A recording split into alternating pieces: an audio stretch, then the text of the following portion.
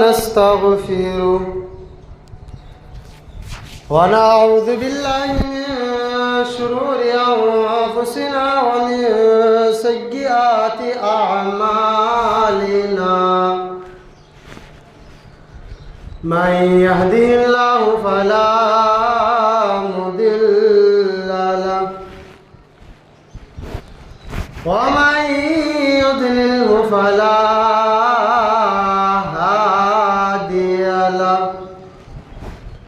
ونشهد أن لا إله إلا الله وحده لا شريك له ونشهد أن سيدنا ومولانا محمدا عبده ورسوله أما بعد فأعوذ بالله من الشيطان الرجيم بسم الله الرحمن الرحيم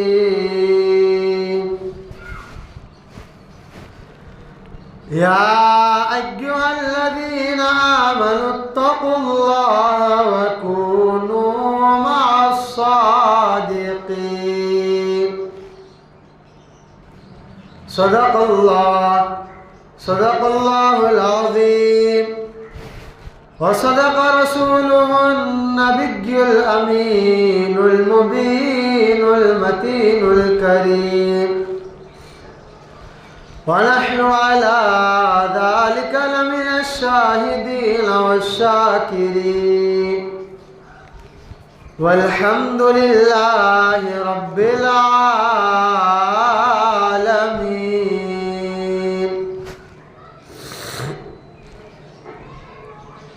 غوث اعظم بمنے بے سرو ساما مدد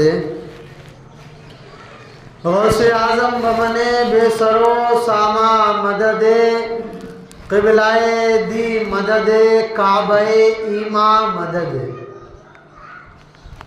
خواجہ ہند و دربار ہے اعلیٰ تیرا خواجہ ہند و دربار ہے اعلیٰ تیرا محروم کبھی لوٹا نہیں کوئی مانگنے والا تیرا.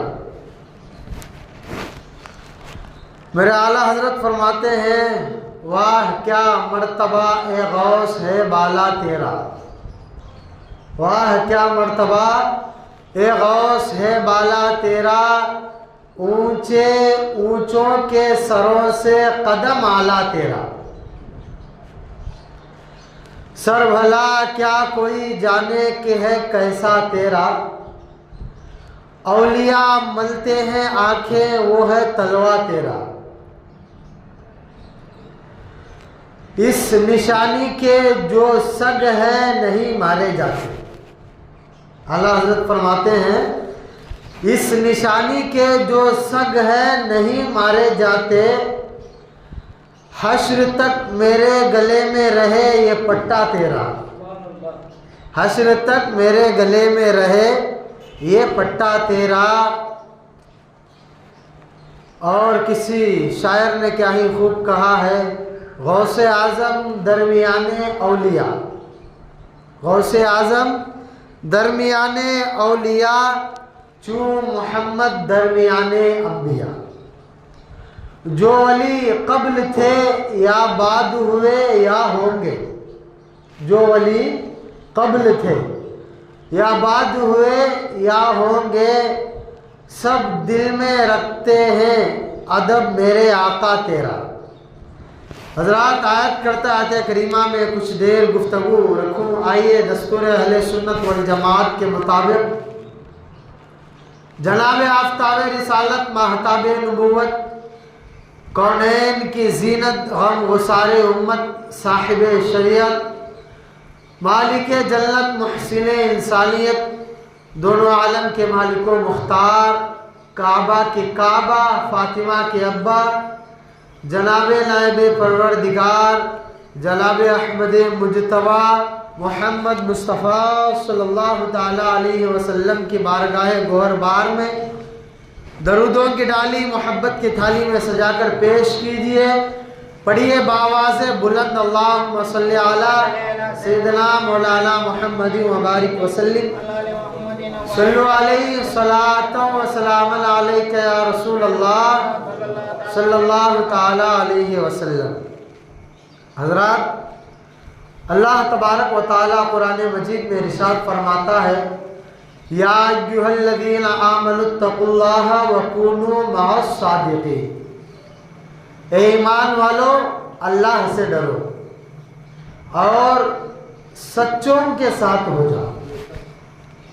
پہلے اللہ نے کہا ایمان والوں سے اللہ سے ڈرو، پھر سچوں کے ساتھ ہو جاؤ. پہلے اللہ سے ڈرنا ہے، اس کے بعد سچوں کے ساتھ ہو جاؤ. آپ اللہ سے ڈریں گے نہیں، پھر سچوں کے ساتھ کہاں سے ہو؟ ایسا ہو نہیں سکتا.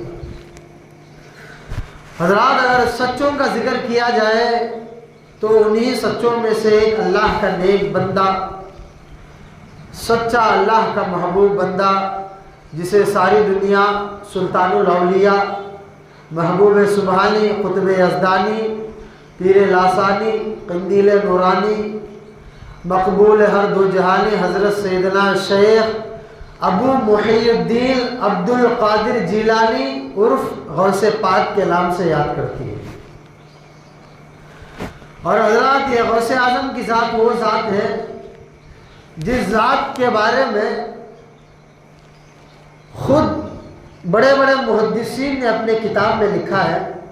علامہ حافظ ابن کثیر، یہ وہ اللہ کا نیک اور محبوب اور مقرب بندہ ہے جس نے امت محمدیہ کے لیے ایک ایسی کتاب لکھی جس کو البدایہ والنہایہ کہتے ہیں.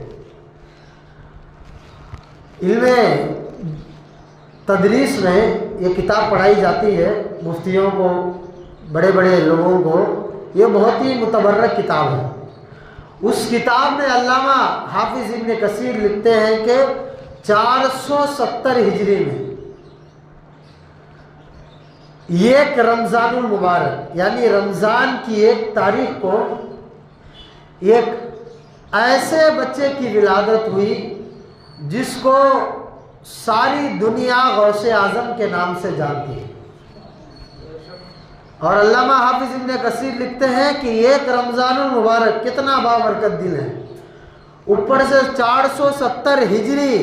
اور علامہ حافظ ابن کثیر لکھتے ہیں جس دن سرکار سلطان الاولیاء کی ولادت ہوئی وہ کوئی عام دن نہیں تھا، تمام دنوں کا سردار جمعہ کا دن تھا. اور علامہ حافظ ابن کثیر لکھتے ہیں کہ سرکار غوث اعظم اپنی ماں کے شکم میں اس وقت تشریف لائے. عورتوں کی جو کیپیسٹی ہوتی ہے بچے دینے کی، وہ 20 سے لے کر، کبھی کچھ پہلے سے ہوتا ہے، 40 تک رہتی ہے. لیکن علامہ حافظ ابن کثیر لکھتے ہیں جس وقت سرکار بغداد اپنی ماں کے شکم اطہر میں آئے، اس وقت ان کی والدہ ماجدہ کی عمر 60 سال تھی. حضرت ام الخیر فاطمہ سرکار بغداد کی ماں ارشاد فرماتی ہے اللہ کا بڑا کرم ہے، اللہ نے مجھے اس وقت اولاد عطا کی جب کسی کو گمان بھی نہیں تھا کہ ام الخیر کے یہاں بیٹا پیدا ہو. اور ام الخیر فاطمہ فرماتی ہے جب مجھے اللہ نے بیٹے سے نوازا، اس وقت پورے بغداد میں، یعنی پورے جو ہے اس خطے میں، اللہ تبارک و تعالیٰ نے سرکار غوث پاک کے صدقے میں 1100 بیٹے عطا فرمائے. اور سارے کے سارے اللہ نے صرف بیٹے نہیں عطا کیے. ایک تو قسمت کی بات یہ ہے کہ ہر ایک کے گھر میں بیٹا ہونا، وہ بھی 1100 بیٹے. اوپر سے اللہ نے ان کی تقدیر کو اتنا سنہرا کر دیا، ان تمام کو غوث اعظم کے صدقے میں اللہ نے ولایت جیسے عظیم منصب سے سرفراز فرما دیا.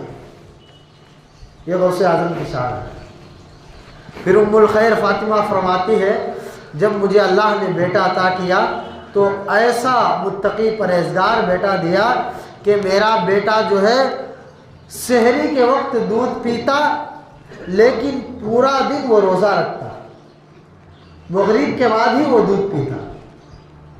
جب ایک دن گزرا، 2 دن گزرا، تو حضرت ام الخیر فاطمہ نے اپنے شوہر نامدار حضرت ابو صالح موسیٰ جنگی دوست سے فرمایا کہ ہمارا جو بیٹا ہے وہ بیٹا دن میں دودھ نہیں پیتا، شاید روزہ رکھتا ہے۔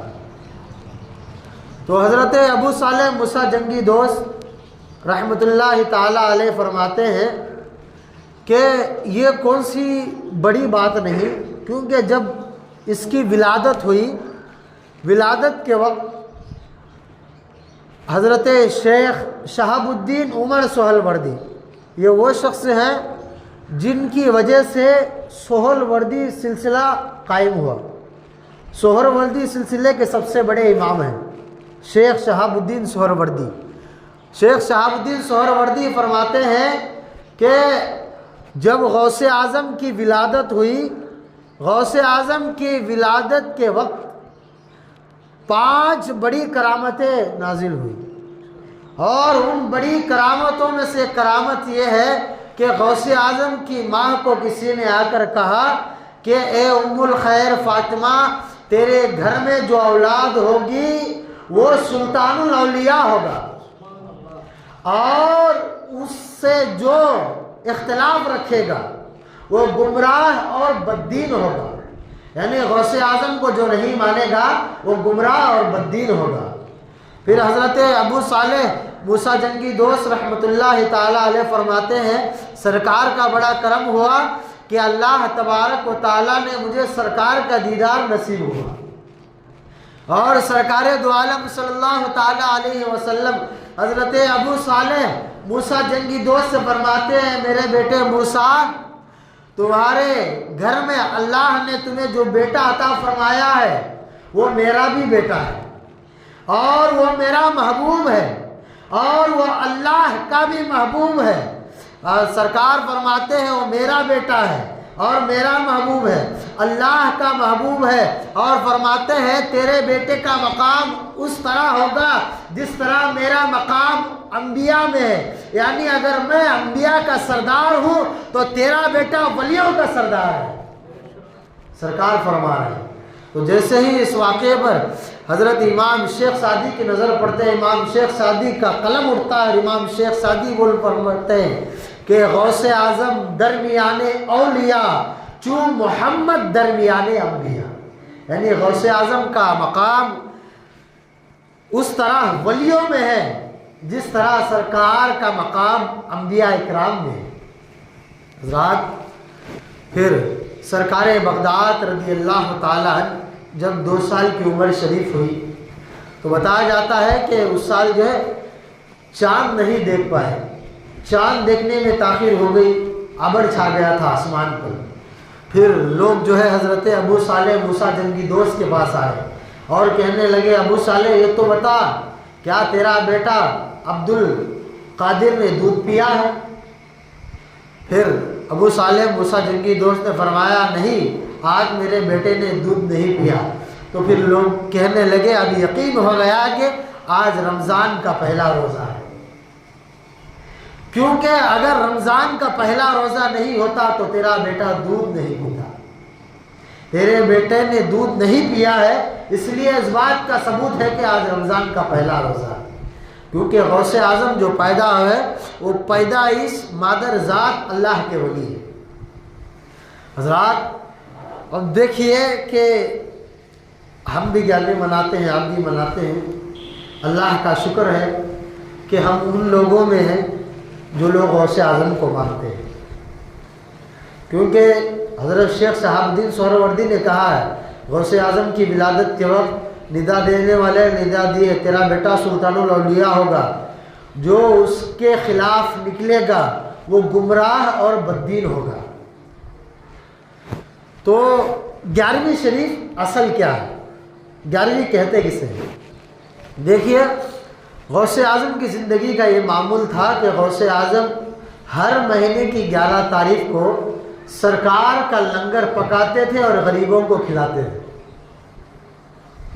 اور جو بھی غریب بے کس لاچار مجبور ہوتا سرکار غوث اعظم رضی اللہ تعالیٰ عنہ اس غریب کے لیے کچھ نہ کچھ اس 11ویں کی تاریخ کو غوث اعظم عطا کر دیں، اور ہر مہینے کی 11 تاریخ کو غوث اعظم اسی طرح لنگر پکاتے سرکار کے نام کا اور لنگر بانٹا کرتے تھے۔ تو پھر جب غوث اعظم کا وصال ہو گیا تو غوث اعظم کے وصال کے بعد غوث اعظم کے مریدین متعقدین نے اس سلسلے کو جاری رکھا۔ جب وہ ہمارے ہندوستان بر صغیر میں آیا تو ہمارے ہندوستان کے علماء اکرام نے اس کو 11ویں شریف کا نام دے دیا، جس کو آج ہم 11ویں شریف کہتے ہیں۔ تو 11ویں اصل یہ ہے کہ سرکار کے نام کا لنگر پکانا اور غریبوں کو کھلانا اور غریبوں کی مدد کرنا اصل 11ویں۔ اب دیکھیے آپ اور ہم 11ویں کرتے ہیں تو ہم 11ویں کرتے ہیں تو اس کا کچھ نہ کچھ فائدہ ضرور ہے، کیا ہے کہ نہیں؟ بغیر فائدے کے کوئی کام نہیں کرتا۔ تو غوث اعظم نے فرمایا یاد رکھو میرے چاہنے والوں، جس کو بھی دعا کرنی ہو تو عبد القادر جیلانی کا وسیلہ لے کر دعا کرے۔ جس دعا میں عبد القادر جیلانی کا وسیلہ لیا جاتا ہے اللہ اس دعا کو رد نہیں کرتا ہے۔ غوث اعظم فرماتے ہیں حضرات سب کی اپنی اپنی محبت ہوتی ہے، آپ بھی اپنی محبت کا اظہار کرتے ہیں، ہم بھی اپنی محبت کا اظہار کرتے ہیں۔ مصر میں ایک شخص تھا جس کا نام یوسف مصری تھا، بڑا ہی عقیدت مند تھا غوث اعظم کا، بڑا ہی محبت کرنے والا تھا۔ یوسف مصری کی عادت تھی کہ وہ ہر مہینے کی 11 تاریخ کو اپنے گھر میں غوث اعظم کی محفل سجاتا اور غوث اعظم کی محفل سجا کر غوث اعظم کے نام کا لنگر کھلاتا۔ بہت سارے فقیروں کو، اپنے محلے والوں کو، بہت دور دور والوں کو معلوم تھا کہ ہر مہینے کی 11 تاریخ کو یوسف مصری کے گھر میں غوث اعظم کے نام کی محفل سجتی ہے اور غوث اعظم کے نام کا لنگر بڑھتا ہے، سب کو معلوم ہو گیا، زندگی کا معمول تھا۔ ایک وقت ایسا بھی آیا کہ یوسف مصری جو تھا اس کی طبیعت خراب ہو گئی، تو بچوں نے، بیوی نے لے جا کر ڈاکٹر کو دکھایا، حکیموں کو دکھایا، تو آخری میں ایک حکیم نے جواب دے دیا کہ اب اس کا وقت نہیں رہا ہے، لہٰذا اس کو جو مانگے وہ کھلا دیا کرو، جو پہننے کی خواہش کرے پہنا دیا کرو، کچھ ہی دنوں کا یوسف مصری مہمان ہے۔ اب یوسف مصری کو بھی پتہ چل گیا کہ اب میں کچھ ہی دن جینے والا ہوں، تو گھر میں آنے کے بعد بچوں کو اکٹھا کیا، رشتہ داروں کو اکٹھا کیا۔ یوسف مصری نے نصیحت کی، میں نے زندگی میں تم سے کچھ نہیں مانگا، بس ایک چیز کا وعدہ کر جاؤ، اگر میرا انتقال ہو بھی جائے تب بھی جو میں نے 11ویں کی محفل ہر مہینہ سجاتا ہوں، 11ویں کا جو لنگر لوگوں کو کھلاتا ہوں، وہ میرے مرنے کے بعد بھی جاری رہنا چاہیے۔ تو اب باپ کے جانے کا وقت ہے، کون بیٹا ہے جو منع کر دے، کون سا رشتہ دار ہے جو منع کر دے؟ تو پھر سب لوگوں نے وعدہ کیا انشاءاللہ اگر آپ چلے بھی جائیں، آپ کا انتقال ہو جائے، تب بھی ہم ہر مہینے کی 11 تاریخ کو غوث اعظم کی محفل سجائیں گے اور غوث اعظم کا لنگر بڑھتا رہے گا۔ وعدہ ہو گیا۔ تو پھر باپ نے اپنے بیٹے سے کہا بیٹا ہو سکتا ہے کتنے دن جیوں یا نہ جی پاؤں، لیکن ایک وعدہ کرنا، اگر 11ویں کے تاریخ کو ہی اگر میرا انتقال ہو جائے تب بھی میرے انتقال کا غم نہ کرنا، مجھے نہلا دہلا کر یہ کمرے میں بند کر دینا اور غوث اعظم کی 11ویں کا انتظام کرنا، انتظام کر کے تمام لوگوں کو محفل سجا کر غوث اعظم کی 11ویں ہونے کے بعد، سارا لنگر بٹنے کے بعد میرے انتقال ہونے کا لوگوں میں اعلان کر دیا۔ تو پھر ہوا، 1 مہینہ گزرا، 2 مہینہ گزرا، تیسرے مہینے کی تاریخ شروع ہوئی۔ 11 تاریخ کی صبح یوسف مصری کا فجر کی نماز کے بعد انتقال ہو گیا۔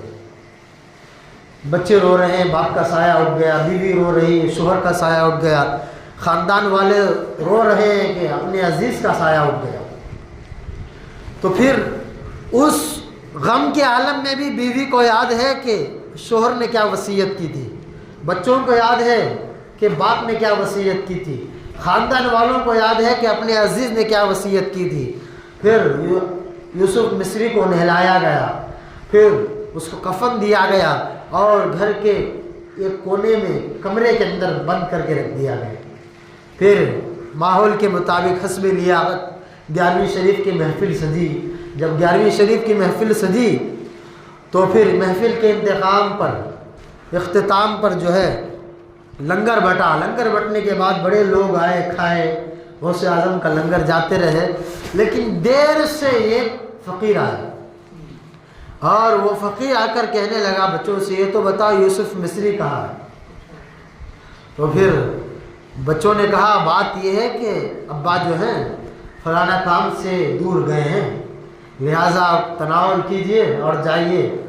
تو وہ فقیر ضد پڑ گیا، نہیں میں کھانا تبھی کھاؤں گا جب یوسف مصری کھائے گا، ورنہ میں کھانا ہرگز نہیں کھاؤں گا۔ پھر جو ہے دسترخوان پر بیٹھا، سب لوگ کھا رہے ہیں، وہ شخص کھا نہیں رہا۔ کبھی بیوی آتی ہے یوسف مصری کی تو بیوی کہتی ہے آپ کھانا کھا لیجئے، پھر وہ بیوی سے کہتا ہے یوسف مصری کتنی دیر میں آئیں گے؟ پھر بیوی نے کہا نہیں وہ بہت دور گئے ہیں، ہو سکتا ہے آج آئے یا کل آئے یا پرسوں آئے، تجارت کے سلسلے میں گئے ہیں، لہٰذا آپ کھا لیجئے۔ لوگ کھا رہے ہیں لیکن وہ فقیر ضد پڑا، نہیں یوسف مصری کے ساتھ ہی مجھے کھانا ہے۔ کسی شاعر نے کیا ہی خوب کہا ہے، دیوانے کی نظر کو جہاں دیکھ رہا ہے، دیوانے کی نظر کو جہاں دیکھ رہا ہے، دیوانہ خدا جانے کہاں دیکھ رہا ہے کہ نہیں؟ وہ فقیر اپنے ضد پڑا ہوا ہے، کبھی بچہ کہہ رہا ہے، کبھی بیوی کہہ رہی ہے، کبھی خاندان والے کہہ رہے ہیں بھائی کھا لو، کہہ رہا نہیں جب تک یوسف مصری کھائے گا میرے ساتھ نہیں بیٹھے گا کھانے کے لیے، ہم ہرگز لنگر کو ہاتھ نہیں لگائیں گے۔ کچھ دیر ہوا، پھر بچے کہنے لگے، نہیں مانا، تو پھر بیٹے نے اس فقیر کا ہاتھ پکڑا اور اس کمرے میں لے گیا جس کمرے میں یوسف مصری کی میت رکھی ہوئی تھی، لے گیا اور چہرے سے نقاب اٹھایا۔ نقاب اٹھانے کے بعد بتانے لگا دیکھ تو جس یوسف مصری کا انتظار کر رہا ہے وہ آئے گا اور وہ کھائے گا، دیکھ لے وہ آج صبح ہی اس دنیا سے جا چکا ہے، وہ آج صبح ہی اس کا انتقال ہو چکا ہے۔ تو پھر وہ فقیر دھیرے دھیرے یوسف مصری کے قریب گیا اور قریب جانے کے بعد سب کے پاس کھڑا ہوا، اور کھڑا ہونے کے بعد اس فقیر نے جھکا اور جھکنے کے بعد کان میں کہنے لگا یوسف مصری یہ کیسی مہمان نوازی ہے، تو نے ہمیں دعوت پہ بلایا ہے اور تو خود آرام سے سو رہا ہے۔ وہ فقیر اتنا کہنے لگا، بیٹا بھی کھڑا ہے، گھر والے بھی کھڑے ہیں۔ پھر اس فقیر نے آخری جملہ کہا یوسف مصری یہ دعوت دینے کا انداز نہیں ہوتا، یہ بلانے کا انداز نہیں ہوتا کہ خود دعوت دو اور خود سو جاؤ۔ اے یوسف مصری اٹھ، اللہ کے نام سے اٹھ کر کھڑا ہو جا۔ اس فقیر کا اتنا کہنا تھا، یوسف مصری چٹے کفن میں لپٹا ہوا تھا، جیسے ہی فقیر نے اتنا کہا وہ اس چٹے کفن سے اٹھ کر بیٹھ گیا اور اس فقیر کے قدموں میں گر گیا۔ اور یوسف مصری کہنے لگا آپ کون ہیں جو ہمارے کام آ رہے ہیں، آپ کون ہیں جو ہماری مدد کر رہے ہیں؟ بچوں نے دیکھا باپ زندہ ہو گیا ہے، بیوی نے دیکھا شوہر زندہ ہو گیا ہے، تمام لوگ حیران پریشان ہیں، قریش و قریب اور قبیلے والے دیکھ کر پریشان ہیں، ارے جس کو نہلایا جس کو دھلایا وہ اٹھ کر بیٹھ گیا۔ پھر یوسف مصری اس فقیر کے قدموں میں گر گیا اور کہنے لگا اے آنے والے یہ تو بتا کہاں سے آیا ہے، اے آنے والے یہ تو بتا نام کیا ہے؟ تو اس فقیر نے کہا سن یوسف مصری، تو نے جس سے زندگی بھر محبت کی تھی، تو نے جس کو زندگی بھر یاد کیا تھا، تو نے جس 11 تاریخ کو جس غوث کی محفل سجایا کرتا تھا وہ کوئی اور نہیں، وہ بغداد کا غوث میں ہی ہوں، وہ عبد القادر جیلانی میں ہی ہوں۔ تو اسی لیے کسی شاعر نے کہا ہے یہ ادائے دستگیری کوئی میرے دل سے پوچھو وہی آ گئے مدد کو، میں نے جب جہاں پکارا سرکار غوث اعظم نظر کرم خدارا، میرے خالق کا سب بھر دو میں فقیر ہوں تمہارا۔ یہ 11ویں شریف کرنے کا صلہ ملتا ہے۔